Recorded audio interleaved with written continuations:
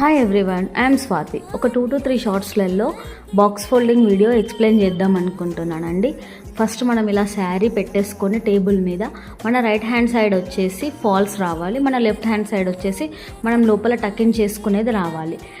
And then ఇలా extra క్లాత్ని తీసుకొని వచ్చి మన ఫేస్ సైడ్ ఓపెన్ ఉండేలాగా పెట్టుకోవాలి. అండ్ మళ్ళీ ఇంకా ఎక్స్ట్రా క్లాత్ మిగులుతుంది కదండి, అది తీసుకొని వచ్చి మళ్ళీ దీని మీదే ఫోల్డ్ చేయాలి. మనం ఇప్పుడు ఫోల్డ్ చేసేటప్పుడు సెంటర్ ప్లేట్స్ మిడిల్లో ఉన్నాయో లేవో చెక్ చేసుకొని ఫోల్డింగ్ చేయాలి.